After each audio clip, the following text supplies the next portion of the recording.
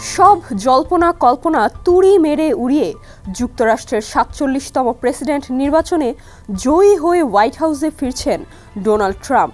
President পদের লড়াইয়ের জন্য প্রচারণায় তিনি অর্থনীতি, অভিবাসন ও ইউক্রেন রাশিয়া যুদ্ধ নিয়ে প্রতিশ্রুতি দিয়েছিলেন। সম্প্রতি তিনি জানিয়েছেন, জানুয়ারি মাসে দায়িত্ব গ্রহণের পর তার প্রথম কাজ হবে রাশিয়া ইউক্রেন যুদ্ধ বন্ধ করা। স্থানীয় সময় শুক্রবার যুক্তরাষ্ট্রের ফ্লোরিডায় আমেরিকা ফার্স্ট পলিসি ইনস্টিটিউট এর অনুষ্ঠানে এই বক্তব্য দিয়েছেন ডোনাল্ড ট্রাম্প। নির্বাচনের পর এটিই তার জনসম্মুখে দেওয়া প্রথম দীর্ঘ বক্তব্য।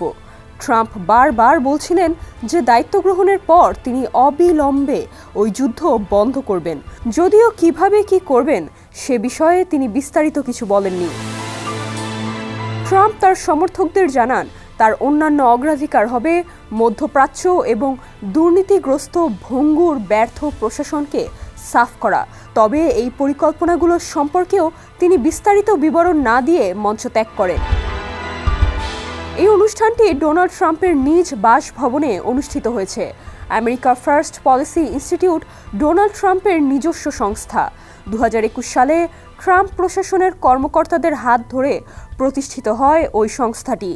এই প্রতিষ্ঠান দ্বিতীয় ট্রাম্প প্রশাসনের জন্য একাধিক রক্ষণশীল নীতির প্রস্তাবনা তৈরি করেছে।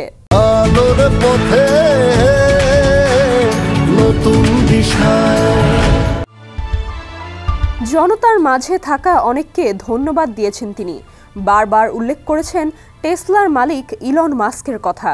ইলন মাস্ক গত কিছুদিন ধরে ডোনাল্ড ট্রাম্পের সাথে তার বাসভবনে ছিলেন। এছাড়া আরও ধন্যবাদ জানিয়েছেন আর্জেন্টিনার প্রেসিডেন্ট হ্যাভিয়ার মিলেই এবং হাউস স্পিকার মাইক জনসনকে। অনুষ্ঠানে উপস্থিত জনতার উদ্দেশ্যে ডোনাল্ড ট্রাম্প বলেন, আমরা যে এভাবে জিতে যাব তা কেউ জানত না। এটি একটি বড় বিজয় ছিল। নির্বাচনী প্রচারের সময় ডোনাল্ড ট্রাম্প বারবার বলেছেন তিনি রাশিয়া ইউক্রেন যুদ্ধে সমাপ্তি এক দিনে ঘটাবেন। কিভাবে সম্ভব এমন প্রশ্নে সুনির্দিষ্ট কোনো উত্তর দেননি ট্রাম্প, তবে চুক্তির ইঙ্গিত দিয়েছিলেন। ট্রাম্পের সমালোচক ডেমোক্রেটরা তাকে এই বলে সমালোচনা করেন যে ভ্লাদিমির পুতিনের বিষয়ে তার যে অ্যাপ্রোচ, তাতে মনে হয় তিনি ইউক্রেনকে তার হাতে তুলে দিবেন। এর মাধ্যমে গোটা ইউরোপ হুমকির মুখে পড়বে। তবে ট্রাম্প বারবার বলে আসছেন তিনি যুদ্ধের সমাপ্তি চান।